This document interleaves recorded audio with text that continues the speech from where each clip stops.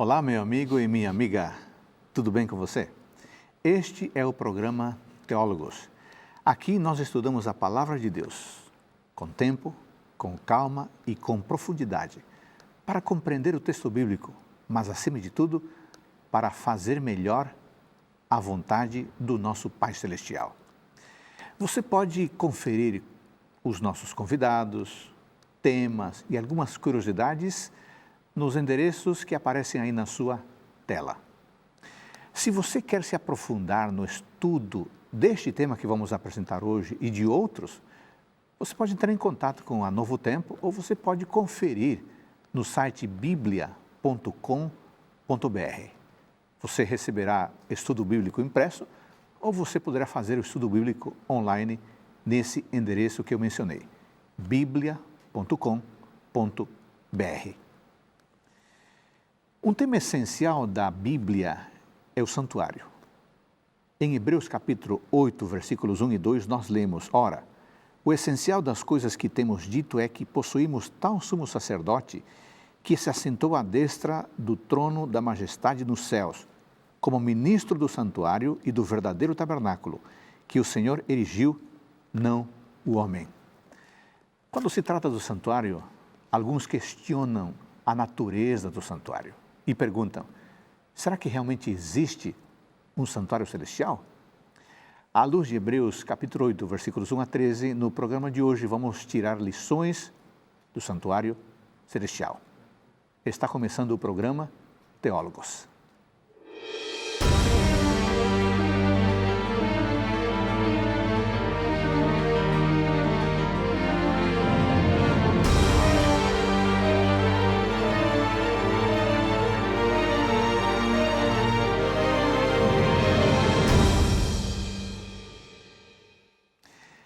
No programa Teólogos de hoje, vamos tratar do tema Santuário Celestial.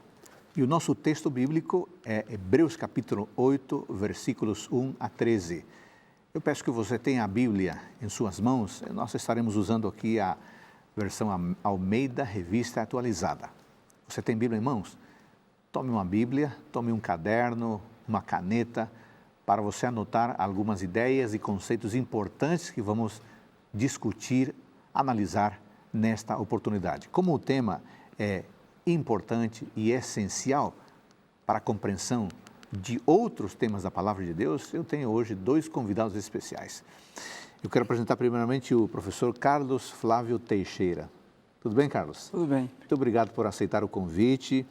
Você trabalha na Faculdade Adventista da Bahia, é isso mesmo? Isso, trabalhamos lá no seminário daquela faculdade. Muito bem. Em que classes você leciona no seminário? Leciono classes da área de teologia sistemática. Algumas você pode mencionar? Cristologia, movimentos religiosos contemporâneos, né? E disciplinas afins da área de sistemática. Carlos, você estudou na graduação, você fez teologia, né? Sim. Fez o mestrado, sim. Fez o doutorado. O que você estudou no seu doutorado? Meu doutorado eu tentei mapear uma teologia sistemática a partir dos escritos de Ellen White. E dei seguimento, me interessei pelo tema da hermenêutica também, e daí comecei a pesquisar hermenêutica. Você fez um pós-doutorado, o doutorado foi na Universidade Metodista de São Paulo? Isso. É isso. E o pós-doutorado você fez com os luteranos? Isso. Escola Superior de Teologia? Isso, em São Leopoldo. São Leopoldo, Rio Grande do Sul. E o que você pesquisou no pós-doutorado? Eu pesquisei hermenêutica bíblica, né? Quais as diretivas do próprio texto para uma interpretação segundo as reivindicações da Bíblia. Bom, e você está agora no outro programa de pós-doutorado, na Andrews University, e você está pesquisando que assunto? Eu estou pesquisando o princípio sola scriptura e a sua aplicação, a sua compreensão na Igreja Adventista do Sétimo Dia. Muito bem. Para que estudar tanto, hein? Não é melhor desfrutar a vida, passear, andar de bicicleta? O estudo não é só pelo gosto.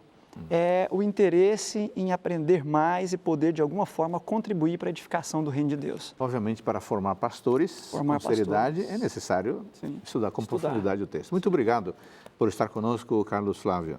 E temos também como convidado nesta oportunidade o professor Leonardo Nunes, que também trabalha na Faculdade Adventista da Bahia. É isso mesmo? Isso. Que classes você leciona? Bom, eu entendo que você é o diretor do seminário, né? Sim. E que classe você leciona na graduação ou na pós-graduação? Eu leciono atualmente a disciplina de Epístolas Gerais. Epístolas Gerais. Hebreus, 1ª e 2ª Pedro, Hebreus, conflitos se é Epístola Geral Paulina, mas 1ª e 2ª Pedro, 1ª e 2ª, 3ª João e Judas. Muito bem. Na sua tese de doutorado, o que você pesquisou? Sobre o santuário celestial, a função e a natureza do santuário celestial no Novo Testamento. Muito bem. Desde Mateus a Apocalipse. O que levou você a escolher justamente esse tema? Eu fiquei encantado com o tema, com a aula que eu tive em 1999 para 2000. Eu tive uma aula com o Dr. Davidson. Richard Davidson. Isso. Que é o seu orientador de doutorado. Graças a Deus foi um casamento interessante. E eu me encantei em ver o santuário de prismas diferentes. E outra coisa que me levou a pesquisar isso foi um dia eu estava pregando, estava passando a lição na igreja sobre o santuário celestial. E Você está falando da lição da escola sabatina da igreja, né? Isso. Igreja Adventista. Isso. E ao final da lição, um irmão levantou a mão e disse: pastor, muito interessante, mas qual a importância do santuário celestial para a minha vida? Então eu disse: olha, eu quero estudar isso melhor, não é? Então ver outras nuances, matizes e cores que o santuário celestial pode trazer para nós. Eu achei um tema interessante, como a casa de Deus, o lugar onde eu vou morar, e entender um pouco melhor isso aí. Muito bem. Amigos, vocês percebem que temos dois convidados especiais que estão preparados para a discussão de hoje. Agradeço a eles e a instituição que permitiu que eles estivessem conosco nesta oportunidade. Vamos começar com algo essencial, Leonardo. Por que, afinal de contas, é necessária a existência de um santuário?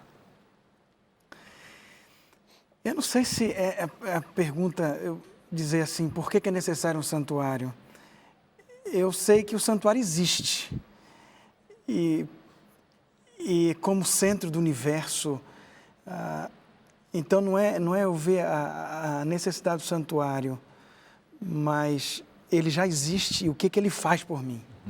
E não deu para o santuário, mas do santuário para mim, né? Então, a Bíblia fala do santuário de maneiras bem distintas. E, por exemplo, em João é a casa de Deus. Sim. Em Apocalipse é o centro do universo. Sim. Em outros lugares é um lugar de adoração. Outros é o lugar da redenção. E cada verso que fala sobre o santuário, ele mostra uma cor diferente. E não é nenhuma nem outra. Na realidade, o santuário é tão vasto que você pode vê-lo sobre vários ângulos diferentes para formar o todo, a ideia do todo. Agora, nós mencionamos aqui, você disse que você leciona esse assunto, você gosta da carta de Hebreus, o seu tema doutorado, o santuário. O texto que nós escolhemos de Hebreus, capítulo 8, versículos 1 a 13, fala de 3 realidades do santuário, não é isso mesmo? Vamos falar dessas realidades agora? Quais são essas 3 realidades que apresentam o santuário celestial aqui na carta aos Hebreus? Aqui fala sobre 3 aspectos. O primeiro é o santuário em si, no capítulo 8, verso 1, verso 2. Depois você tem falando sobre oferta, no verso 3 ao verso 5. Sim. E do verso 6 em diante, você vê o aspecto da aliança. Então, são 3 aspectos ligados com o santuário. O santuário em si, ofertas e aliança. E aliança. São esses 3 aspectos que o texto fala. E o texto, é difícil dizer qual que vem primeiro. Se é o santuário, se é a aliança, o que seria mais importante. Eu vejo que os 3 estão muito interligados. Santuário, oferta e aliança. Agora, Carlos, o texto bíblico afirma que é um santuário. Podemos dizer para o nosso telespectador que há de fato um santuário no céu? E se há, como é que a Bíblia descreve esse santuário celestial? Sim, sem dúvida alguma, né? Esse é um dos temas mais intrigantes e interessantes que nós notamos em Hebreus e de maneira especial no texto que nós estamos estudando aqui, texto de Hebreus 8, 1 a 13. Há um santuário no céu. Há um santuário no céu. Se não houvesse um santuário no céu, o texto não seria enfático em dizer que, no verso 1, possuímos tal sumo sacerdote que se assentou à destra do trono da majestade nos céus, como ministro do santuário e do verdadeiro tabernáculo. Ora, as palavras são muito enfáticas aqui. Assentou à destra do trono na majestade dos céus. Essa expressão vai aparecer de novo no capítulo 10, verso 12. Vai aparecer. Vamos ler aqui? No capítulo 10, verso 12, a mesma expressão. Assentou-se, lá no final do verso, assentou-se à destra de Deus. E vai aparecer de novo no capítulo 12, verso 2. Capítulo 12, verso 2. Olhando firmemente para o autor e consumador da fé, Jesus, o qual, em troca da alegria que lhe estava proposta, suportou a cruz, não fazendo caso da ignomínia, e está assentado à destra do trono de Deus. Há pessoas que tentem interpretar isso aqui de maneira metafórica. Mas não pode ser metafórico as expressões usadas aqui, até pelo contexto, como o pastor falou, vai falar de um sacrifício, vai falar de uma mediação, vai falar de uma aliança. Isso não é faz de conta. Então, nós estamos diante de um santuário, de fato, que é uma realidade. Aqui não cabe uma interpretação alegórica, né? Não cabe uma interpretação alegórica, metafórica e etc. Ô, Leonardo, haveria alguma conexão entre o santuário celestial, que tão claramente é descrito nos versos 1 e 2, com o erigido por Moisés? Há uma conexão? Sim, o texto é bem claro em dizer isso aí. E é uma ligação que nós chamamos de tipológica, não é? No verso 5... Sim, no verso 5. Diz bem isso aí. Falando sobre o santuário terrestre, os quais ministram em figura e sombra das coisas celestes. Assim como foi Moisés divinamente instruído quando estava para construir o tabernáculo, pois diz ele, aí vem uma citação de Êxodo capítulo 25, não é? Então, essa palavra aí, sombra, figura, sempre é uma alusão à tipologia entre o santuário, a ligação tipológica entre o santuário terrestre e celeste, não é? Então, para se entender o que é... E até aqui no capítulo 9, fala que para se entender bem o celeste, você precisa compreender o que aconteceu no terrestre. Porque o que está no terrestre é símbolo e figura daquilo que está no santuário celestial. É um detalhe interessante aí, o pastor Leonardo coloca, as duas palavras, né? Hipodeigma, que é traduzida como figura aqui no verso 5, e esquia, que é sombra, as duas, os comentaristas vão dizer que elas demandam uma realidade à qual elas estão fazendo referência, para a qual elas estão prefigurando. Que realidade é essa? E aí o próprio texto vai explicar. E neste caso, o real é o santuário celestial. É o santuário celestial. E o santuário terrestre é uma sombra, né? E voltando para esse assunto, que é interessante, que você conversou falando sobre natureza, existem pelo menos 3 maneiras de se mostrar que o santuário celestial, em Hebreus, a natureza dele é uma natureza no espaço, no tempo. É um santuário real, literal. E a primeira delas está aqui, que Cristo está lá. Como assim? Porque ele morreu, mas ressuscitou. E como é que ele ressuscitou? E quando ele ressuscita, lá em Lucas, as pessoas pensam, um espírito, ele diz, me dá pão e carne para eu comer. E ele come. E em João fala, toca aqui para você ver que eu existo, que eu sou real, que eu sou... Aí para Maria Madalena, não me toques que eu não fui ainda para o Pai. Ou seja, é uma pessoa real. E esse ser humano, esse Cristo homem, esse divino humano, foi ele que foi para o céu. E ele que está ministrando no santuário celestial. Portanto, amigo, dizer que isso é apenas uma figura, eu preciso ter um choque de ideias assim, muito grandes. Um Cristo, como eu e você, que come pão e peixe depois da ressurreição, e que é real no espaço e no tempo. para um santuário que é apenas uma figura de linguagem. Carlos, evidentemente o santuário terrestre está muito claro em Êxodo. É necessário, qual a necessidade, o Leonardo falou da tipologia, qual a necessidade da existência de um santuário terrestre? Deus queria, as coisas celestiais são muito complexas para nós, seres pecaminosos, seres cuja a mente nossa está, de alguma forma, limitada pelos efeitos do pecado. Qual a forma, então, que Deus, na sua bondade, encontrou de pedagogicamente ensinar o povo que depois de 400 anos peregrinando, 215 deles no Egito, sem noção mais do que era a palavra de Deus, sem conhecimento do Deus vivo, qual a forma que Deus usou para tentar ensinar essas pessoas alguns vislumbres das realidades celestes? O santuário. O santuário, portanto, é uma forma pedagógica, encenada, montada, ritualizada, para que as pessoas, inclusive nós hoje, olhando para as lições do santuário terrestre, possamos ter vislumbres de realidades muito maiores e perfeitas que existem no santuário do céu. Isso quer dizer, então, que compreender o santuário, Leonardo, estudar o santuário, é essencial para compreender o processo de salvação, não é? Essencial, essencial. E o texto aqui foca muito nessa realidade, porque Cristo entrou no santuário celestial, se assentou à destra de Deus, se tornou nosso sumo sacerdote e ministra lá. Então você tem duas outras realidades, a realidade do sacrifício e a realidade da nova aliança. Sem essa entrada de Cristo no santuário celestial, nós não temos nova aliança. Muito bem.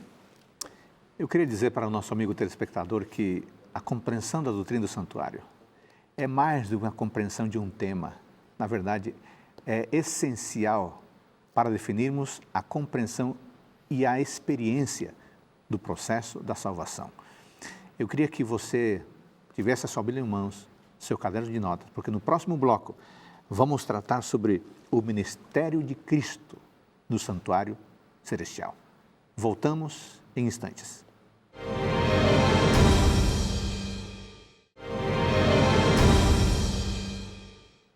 No programa Teólogos desta semana, estamos estudando a importância do santuário celestial, tendo como base o texto de Hebreus, capítulo 8, versículos 1 a 13. Leonardo, aqui no texto bíblico, Cristo é apresentado como o sacerdote.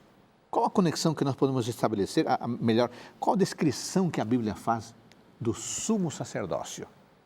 Porque dessa forma compreenderemos melhor, né? O que queremos dizer com Cristo como sumo sacerdote?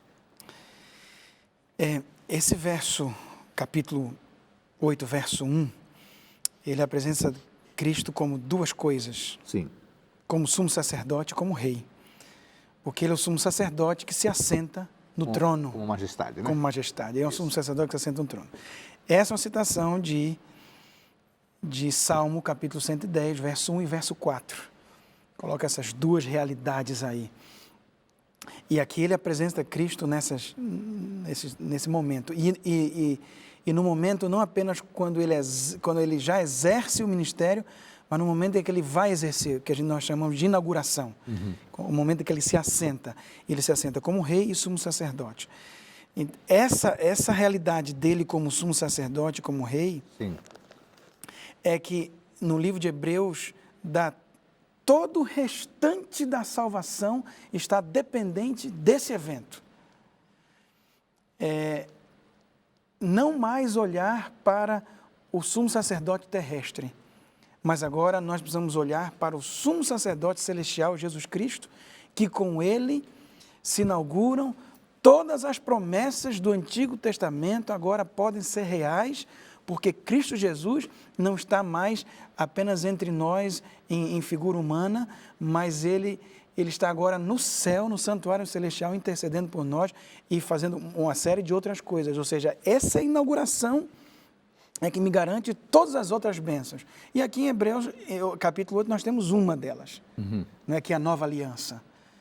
Agora, Leonardo, como é que a Hebreus descreve essa função? Você falou de intercessão, você disse que há outras coisas.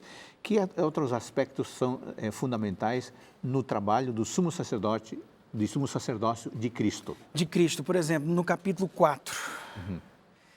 Porque ele entrou lá, eu hoje posso orar e posso me aproximar do trono de graça. E posso achar força, né? Salvação, vitória, consolação, porque ele entrou lá. Então, porque ele é sumo sacerdote, porque ele foi inaugurado como sumo sacerdote e rei, eu hoje tenho a garantia de que tem alguém que me escuta, que escuta as minhas orações, que responde às minhas preces, que ouve, que sabe o que eu estou passando aqui, porque ele já passou também. Isso é um ensinamento de Hebreus, porque ele foi homem como eu, porque ele sofreu muito mais do que eu sofri, porque ele foi tentado em todas as coisas, mas sem pecado, e ele entrou no santuário celestial. Eu também tenho, hoje aqui, para mim, a resposta a todas as minhas angústias, todas as minhas ansiedades. Essa é uma coisa. Quando você vai para Hebreus capítulo 6, porque ele entrou, todas as esperanças que o ser humano tem em Cristo são realizadas porque ele entrou nesse santuário. Então, Hebreus 6, versos 19 e 20 diz que a minha esperança também entrou lá como a âncora, não é? Porque ele entrou. Então, um desdobrar de muitas coisas. E no capítulo 8 porque ele entrou, eu posso viver agora na nova aliança, no novo pacto, baseado num sacrifício superior, baseado numa lei superior, baseado num sacerdócio superior. Então, é interessante que não é qualquer um que entrou, não é um dos sacerdotes terrestres que entraram. Não valeria, não teria efeito isso aí, né? Porque você vem para o texto, o verso 5, o verso 6 diz: obteve Jesus ministério tanto mais excelente. E aí tem uma comparação aqui dele em relação aos sacerdotes terrestres. E aí quando nós vamos, por exemplo, para o capítulo 9, verso 14, Sim. vai dizer um dos pontos dessa excelência: a si mesmo se ofereceu sem mácula a Deus. E isso já tinha sido dito lá em capítulo 7, verso 26.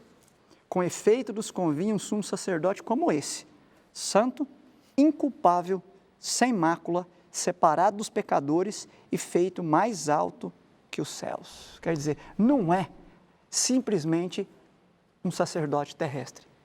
Porque o sacerdote terrestre fazia todo o ritual, mas por si mesmo ele não podia operar o que o arquiereus, o sumo sacerdote, que é Cristo, no céu agora, pode fazer. Santo, inculpável, sem mácula. Essa é uma característica que só esse sumo sacerdote tem. E por isso esse sumo sacerdócio dele é diferenciado. É a realização antitipológica de tudo que acontecia no sacerdócio do santuário terrestre. Amigo, vale a pena você tomar nota do seguinte. Você pode estar se perguntando, por que estudamos esse tema do santuário, Cristo no santuário, Cristo sacerdote? Vamos aqui recapitular algumas coisas. Primeira, à luz de Hebreus capítulo 4. Porque Cristo está no santuário, as orações que você faz podem ser respondidas. Porque Cristo está no santuário, Hebreus capítulo 6, você pode cultivar esperança. Porque Cristo está no santuário, Hebreus capítulo 8, você pode entrar numa aliança renovadora, num novo relacionamento com Jesus Cristo. Isso quer dizer que o tema do santuário não é um tema, né? É uma necessidade no processo da salvação. Carlos, você estava mencionando aqui a necessidade de Cristo ser o nosso sumo sacerdote, né? Sim. Tem que ser ele, né? Tem que ser ele, porque o próprio texto diz aqui no capítulo 8,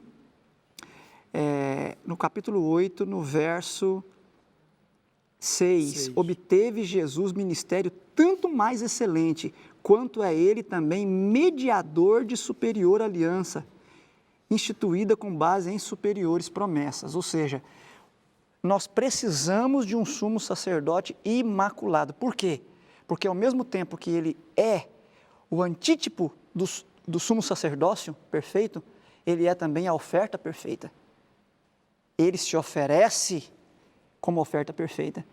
E como oferta perfeita, não pode ter mancha, não pode ter mácula.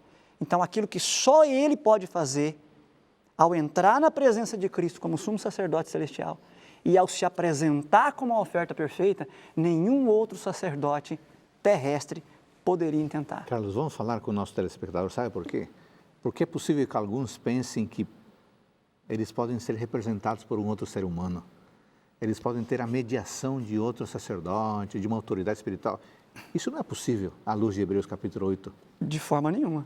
De forma nenhuma, porque o único sumo sacerdote que está incontaminado, puro, e que tem méritos próprios para apresentar diante de Deus, interceder diante de Deus por nós e trazer de Deus a nós as bênçãos divinas pelos seus méritos, é esse sumo sacerdote, que, como diz o capítulo 7, é o único, verso 26, inculpável, sem mácula, separado dos pecadores, inculpável. Essas palavras são... Né? Santo, diz o texto, né? Santo, inculpável. Os santos mártires da igreja, os santos homens que já viveram aqui, são santos, mas não são inculpáveis, não são sem mácula. E não foram feitos mais altos do que os céus. Não foram feitos mais altos que os céus, apenas o nosso Senhor Jesus Cristo. Amigo, amiga, você que nos acompanha, você quer um intercessor? Quer alguém que escute as suas orações? Deus está à disposição, Cristo está à disposição. Não precisa de ninguém mais. Ele intercede por você porque Ele está no santuário celestial. Leonardo, haveria alguma relação do sumo sacerdócio de Cristo com o sumo sacerdócio terrestre no santuário erigido por Moisés? Com certeza. Agora, é importante saber que como o pastor Flávio já falou, é importante saber que esse é um tipo o sacerdócio terrestre. E você aprende como figura e sombra, para que você possa compreender a realidade mais plena, mais ampla, mais clara em Jesus Cristo. Quando você vê, então, o que o sacerdote fazia, por exemplo, levar o sangue, não é, do cordeiro que era imolado para dentro do santuário, ou diversas outras coisas que ele fazia isso todo dia. Ele levava sangue todo dia e a pessoa que se confessava os pecados sobre o cordeiro precisa fazer isso toda vez que pecava. E era uma coisa sempre, mas Cristo não. Cristo morreu uma única vez e é para todo sempre. O mérito dele é eterno. O que se fazia, por exemplo, no santuário terrestre, de que todo ano era necessário fazer a purificação do pecado para reiniciar um novo ciclo de trabalho. Não, isso é uma única vez que Jesus faz. Quando falamos do tipológico, tem uma relação e precisamos entender o que aconteceu no santuário terrestre, no templo terrestre. Mas o que Paulo aqui está dizendo em Hebreus é que agora precisamos parar de olhar para o terrestre. Foi importante, foi válido, mas precisamos agora fitar nossos olhos, olhar para cima, ver Jesus Cristo e ver o santuário celestial. E isso é importante, porque há uma tendência entre nós cristãos de ficarmos com a cruz, de pararmos na cruz, de olharmos para Cristo na cruz, como se Jesus ainda estivesse crucificado. E, na verdade, a cruz é um ponto de extrema importância, porque ali Cristo vence o pecado, Cristo vence o poder do pecado, Cristo vence a morte, Cristo vence as hostes do mal. A cruz garante o cumprimento da promessa. Mas onde essa promessa é aplicada? No santuário. Ou seja, o santuário para nós, segundo Hebreus o apresenta, é onde Cristo dá um passo a mais além da cruz. Ou seja, se na cruz o sacrifício de Cristo foi plenamente eficaz, no santuário, esse sacrifício eficaz da cruz é aplicado efetivamente, individualmente, na vida de cada cristão. Isso quer dizer, Carlos, que o cristianismo bíblico que enfatiza apenas a cruz, e com isso não significa diminuir, não, mas que enfatiza apenas a cruz, está incompleto. Está incompleto, porque a expiação, ela envolve também o que Cristo faz depois da cruz, porque a cruz Adolfo, ela não individualiza o perdão, a expiação. Na cruz, Cristo expiou os pecados de todo aquele que nele crê, para que não pereça ou tenha vida eterna. Mas onde é que é definido quem é que nele creu e que receberá a vida eterna? No santuário celestial. Tem um texto aqui de Hebreus 9, já que entramos nessa área. Hebreus 9, o verso 11 e o verso 12, que fala muito, muito forte sobre isso. Diz assim: quando, porém, veio Cristo como sumo sacerdote dos bens já realizados, mediante maior e mais perfeito tabernáculo, não feito por mãos, quer dizer, não desta criação, não por meio de sangue de bodes e de bezerros, mas pelo seu próprio sangue, entrou no santuário, uma vez por todas, obtendo eterna redenção. Deixa eu explicar um pouquinho, porque algumas traduções, como essa aqui, diz tendo obtido, mas você tem nesses dois versos uma estrutura verbal que começa assim, um particípio auristo, depois um verbo auristo no indicativo, depois um particípio auristo novamente. O que isso quer dizer? Vamos explicar para a pessoa que não estudou grego, né? O que é particípio auristo, qual é o resultado no texto? É um verbo, o primeiro verbo é um verbo dependente, o outro é um verbo independente e depois um verbo dependente novamente. Quando você tem essa estrutura, o verbo primeiro, ele é um verbo realizado antes do verbo principal. E aí vem o verbo principal, o verbo independente, e depois você tem novamente um verbo dependente. Esse segundo verbo dependente acontece ou junto com o verbo principal ou depois do verbo principal. O que isso quer dizer? Que aqui diz, verso 11, quando, porém, veio Cristo, no original é um verbo dependente, antes. E aí diz no verso 12, entrou no santuário, esse verbo entrou é o verbo independente, principal. E depois tem aqui, obtendo a eterna redenção, é um verbo dependente. Esse verbo dependente, ele é concomitante ou posterior ao verbo principal. Na entrada do santuário. Então, quando ele entra no santuário, ele obtém a eterna redenção, ou então, obtendo a eterna, eu prefiro a tradução obtendo a eterna redenção, que você pode entender das duas formas. Eu falei, mas será que isso e essa construção grega você vê no grego clássico, em outros lugares. Isso não pode ser apenas uma figura literária, né? Não. Mas você tem aporte literário, gramatical, claro, para algo teológico. Eu fui pesquisar e encontrei 34 comentaristas de todas as confissões religiosas em mais ou menos 300 anos, que dizem que esse, obtendo a eterna redenção, é concomitante ou posterior à entrada dele no santuário. Ou seja, quando ele entra, ele então ali obtém a eterna redenção. A cruz é o ponto, não é?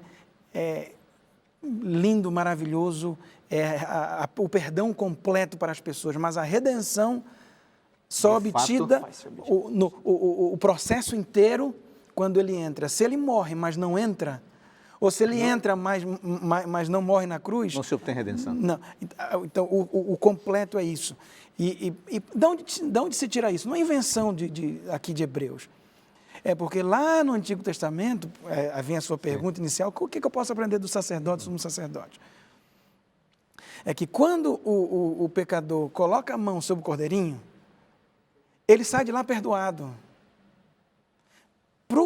Para quem pediu perdão, para quem confessou, está pronto. Mas o processo não terminou. Sim. O sacerdote precisa pegar esse sangue e levar para dentro do santo. Ou às vezes comer a carne e entrar no santuário. Aí sim, não é, está essa redenção. Para o sujeito que pediu perdão, ele pediu perdão, confessou, teve o sacrifício, está resolvido. Mas há algo mais que o próprio Antigo Testamento já mostra lá em Levítico 4 e outros lugares mais. Muito bem. É muito interessante ressaltar esse texto, né? Esse texto que você colocou, a dependência da redenção do tema, ou do verbo principal, né? Da ação principal, que é a entrada de Cristo no santuário. Amigos, a compreensão do santuário tem que ver com a realização da nossa salvação. A cruz é essencial, mas a operacionalização da salvação individualizada ocorre no Santuário Celestial. É por isso que estamos dedicando um programa inteiro à compreensão desse assunto, baseados em Hebreus 8, versículos 1 a 13.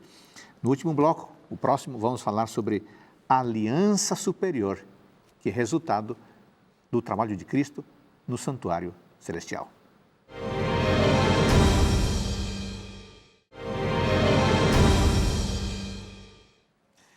No programa de hoje, estamos estudando a importância do Santuário Celestial. Nós já vimos que, quando oramos, a resposta à nossa oração só é possível porque Cristo está no santuário.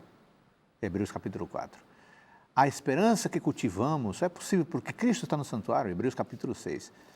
E uma superior aliança é possível apenas porque Cristo está no santuário. Hebreus capítulo 8. Aliás, falando de aliança, Leonardo, aqui você dividiu o texto em 3 partes. Primeiro falando do sacerdócio, né? Depois das ofertas, e a partir do verso 6, falando da aliança superior. A Bíblia, então, diz claramente que Cristo é mediador da aliança superior. Que aliança é essa? É a aliança eterna, não é? Mas aqui é chamada de nova aliança. Nova aliança. E essa nova aliança, no texto, é bem clara a comparação com a antiga aliança.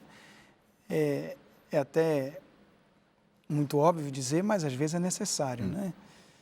A antiga não é mais a nova não é antiga. A antiga é passageira, a nova é eterna.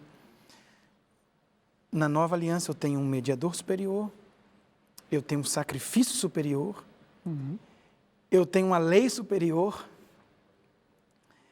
eu tenho um santuário superior. Agora, são 2 coisas, mas uma aponta para a outra. Isso aqui é complexo, às vezes, porque quando se fala de uma lei superior, uma nova aliança com nova lei, novo sacrifício, novo sacerdote, as pessoas às vezes confundem isso e dizer então que a nova lei agora é só amor, né? Só amor. Mas por que não pode ser só o amor?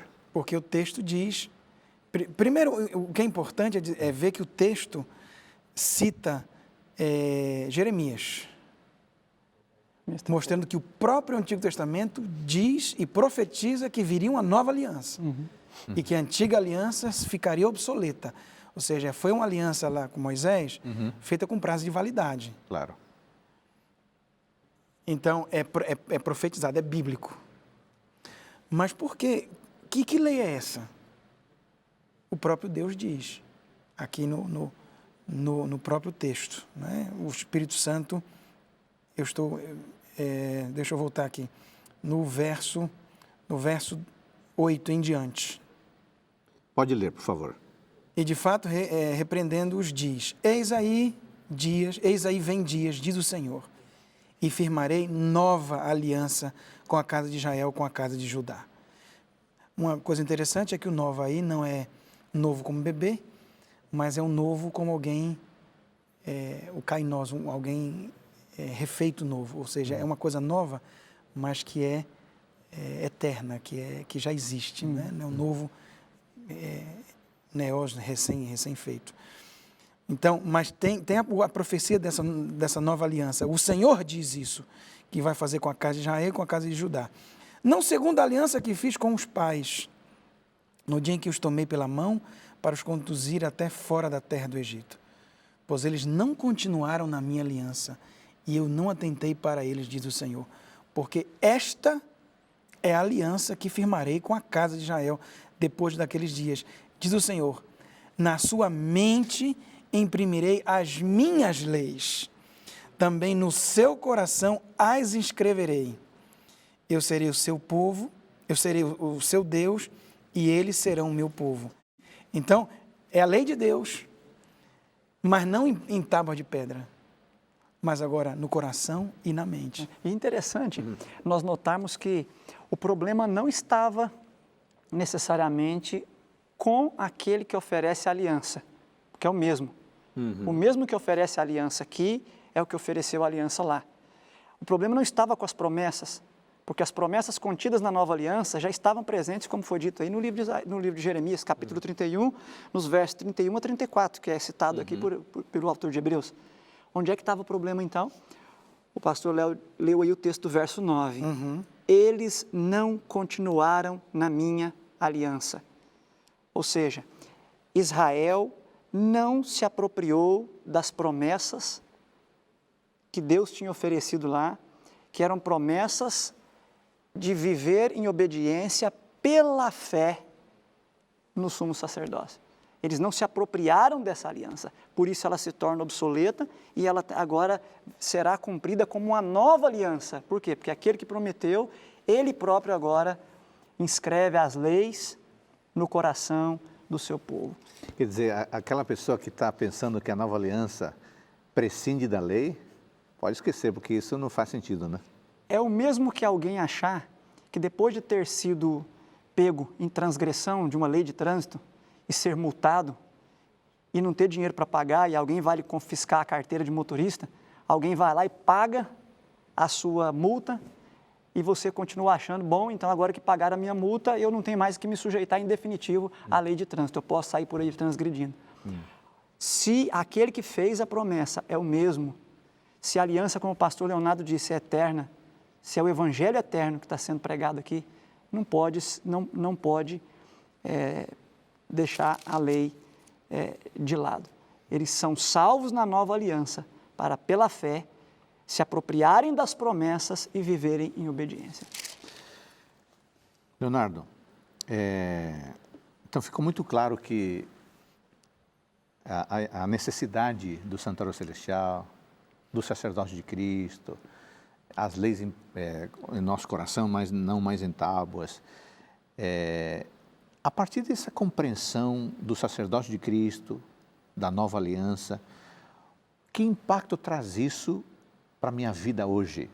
Saber que o processo não terminou na cruz, mas segue no Cristo que está no santuário. O que isso representa no meu dia a dia como cristão? O que Hebreus apresenta é segurança. Cristo está lá como meu representante. Ele sabe o que é ser homem. Ele sabe o que é ser tentado, mas ele foi vitorioso. E nele eu posso ser vitorioso. O próprio Hebreus, o capítulo 10, versos 19 a 25, agora faz um convite, que não apenas Cristo entrou no santuário, mas ele agora convida para que eu e você e cada um de nós possamos também entrar nesse santuário. Então esse santuário não apenas é a resposta às minhas orações, não é apenas a resposta a uma esperança, não é a efetuação da salvação na minha vida, mas é a certeza de que eu vou entrar nesse santuário. É a garantia de que eu hoje, pela fé, posso entrar. Em Hebreus capítulo 12, o verso 22 em diante, de que eu posso entrar para sempre nesse santuário, que agora é chamado de cidade, para me reunir com todas as criaturas do universo para louvar e engrandecer o nome do Deus Todo-Poderoso. O santuário aí é isso. É a garantia real da salvação hoje e futura e para sempre. Leonardo, é muito possível que o nosso amigo telespectador queira se aprofundar nesse tema e o tempo aqui não é suficiente para que a pessoa tome todas as nuances desse assunto que é realmente vasto. E não estamos falando de algumas coisas bem rápidas a partir de Hebreus. Que livro você sugeriria para o autor que quer se aprofundar na compreensão bíblica do santuário celestial, do sacerdócio de Cristo? Você tem em mente algum? O Carlos vai pensando também aí. Nós temos... Claro, obviamente, primeiro o texto bíblico, né? Ok. Eu sou uma pessoa que gosta de partir sempre do texto bíblico. E eu diria para ler o livro de Efésios, o livro de Hebreus, o livro de Apocalipse, não é? Quem sabe João. Você tem também um pouquinho ali em 1 Pedro, mas são livros chaves para nós compreendermos o livro de Hebreus. Fora, existe uma pleiade de autores que vão falar do santuário de maneira mais miniaturizada, né? mais pontuais. Você tem o livro do Andriessen, que é mais antigo. Tem um livro que vai sair novo agora, quem sabe no próximo ano, só sobre santuário, feito pelo Dr. Davidson. Richard Davidson. Existem livros escritos pelo Instituto Bíblico de Pesquisa da Conferência Geral, que não é feito por uma pessoa só, mas é um conjunto de autoridades. Existem vários livros sobre essa área. Dizer um assim específico, eu não teria agora para te dizer. Você se lembra de algum, Carlos? Eu me lembro de pelo menos 3 que me encantaram muito com o assunto. Lógico, como o pastor Léo disse, depois dos livros bíblicos, tem o livro do pastor Elias Brasil, né? O Santuário, muito interessante, inclusive já traduzido ao português. Tem o livro do Larondel, Nosso Criador e Redentor, que foi traduzido agora e publicado pela Naspress, inclusive. E tem o do Pat Robertson, que é o Cristo dos Pactos, que também traz vislumbres do santuário e desse ministério de Cristo, mostrando essa relação de santuário, evangelho eterno e o Cordeiro, que foi morto desde a fundação do mundo. Tem outros livros, o Frank Holbrook, o Sacerdote de Cristo, é uma pleiade mesmo, muita gente escreveu sobre isso aí. Voltando à questão das lições práticas para a vida cristã, falamos da oração, falamos da esperança. De que outra forma o sacerdote de Cristo impacta na minha vida, sabendo que tudo não terminou na cruz, mas que Ele está intercedendo por mim? O que isso muda na vida da pessoa que está nos acompanhando? Diz, por que minha vida é diferente se Cristo está no santuário? Eu acho que deveria nos fazer tremer. Veja, Hebreus 9, verso 27, verso 26 diz: ao se cumprir os tempos, se manifestou uma vez por todas para aniquilar, pelo sacrifício de si mesmo, o pecado. Então, Cristo não está no santuário como se estivesse passando férias ou simplesmente esperando algum momento. Cristo está fazendo algo. O que Ele faz lá hoje? Ele intercede e julga. E isso deveria me fazer tremer. Por quê? Porque o verso 27 diz, vindo depois disso o juízo. E o verso 28 diz, aparecerá uma segunda vez. Então, Cristo está intercedendo e Cristo está julgando. E em breve Cristo voltará. Então, o que está acontecendo hoje no Santuário Celestial devia me fazer tremer, não de medo, mas de olhar para lá e com um coração grato agradecer pelo que Cristo está fazendo por mim, mas ao mesmo tempo corresponder a essa graça que está sendo ministrada em meu favor de forma responsável. E eu me perguntar a todo tempo, será que isso enquanto o meu Salvador está no santuário intercedendo por mim, como estou eu vivendo? O que eu faço, o que eu falo, o que eu penso, corresponde ao que o meu Salvador está fazendo por mim hoje, no compartimento mais interno do santuário celestial, aguardando o momento de vir me buscar? É importante essa questão da intercessão e do juízo. Mas quando se fala em juízo do santuário celestial, que acontece agora, é importante saber 3 aspectos desse juízo que é apresentado. Vamos lá, 3 aspectos. É o momento do nosso amigo tomar aí a caneta, o caderno e anotar 3 aspectos elementais, essenciais do juízo que acontece santuário. Do santuário celestial. Primeiro, o juízo acontece para me dar a garantia da salvação. Amém. Quem está em Cristo, a salvação é garantida. Muito bem. Segundo, o juízo acontece para vindicar o caráter de Deus. Amém. Para dizer que Deus é um Deus amoroso, é um Deus justo. E terceiro aspecto do juízo, esse juízo acontece para destruir o mal. Então, quando eu falo de juízo, eu não falo no aspecto do medo, mas da alegria. Louvado seja Deus, Amém. porque em Cristo eu estou salvo. Nesse juízo, Deus é vindicado, e nesse juízo, o mal é desmascarado e destruído. Louvado seja Deus pelo juízo. Amém. E não com medo, jamais. Nós chamamos de as boas novas do juízo, as boas novas da salvação, as boas novas Amém. desse juízo no santuário celestial. Você tomou nota? Não? Então vamos lá. 3 elementos essenciais do juízo a partir da leitura do santuário. Primeiro, o juízo é para garantir a salvação. Segundo, o juízo para vindicar o caráter de Deus de uma vez por todas, diante de todo o universo. E terceiro, o juízo para eliminar o mal. E o mal não se levantará pela segunda vez, não é isso? Isso está em Daniel capítulo 7, como um todo, especialmente nos últimos versos. Os santos tomam posse do reino. Estamos caminhando para o final do nosso programa. Carlos, Cristo está no santuário. Como é que posso me relacionar melhor com Ele agora, neste momento?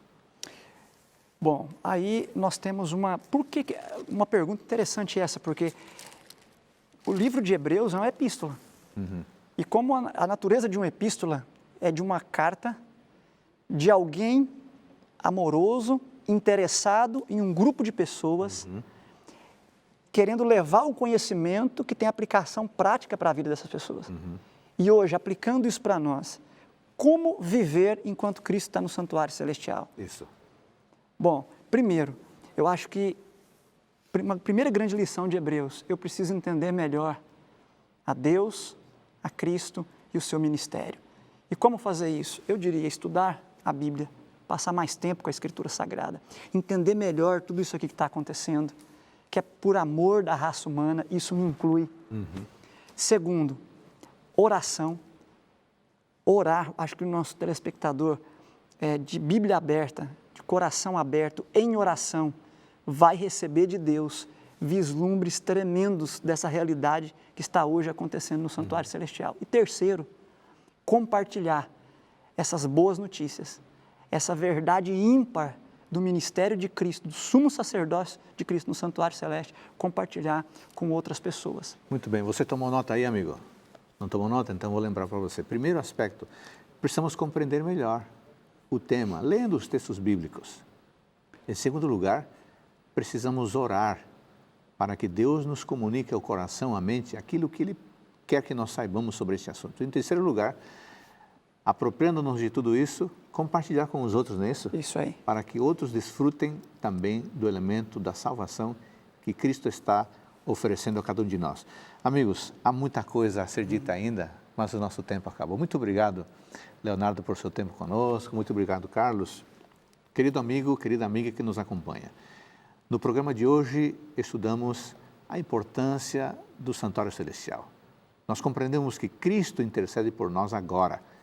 Compreendemos que a cruz é importante, mas, neste momento, Cristo está no santuário. E como diz Hebreus, a redenção foi obtida a partir da entrada dele no santuário celestial. Este tema não é um tema, é de fato algo essencial para compreender e vivenciar a salvação.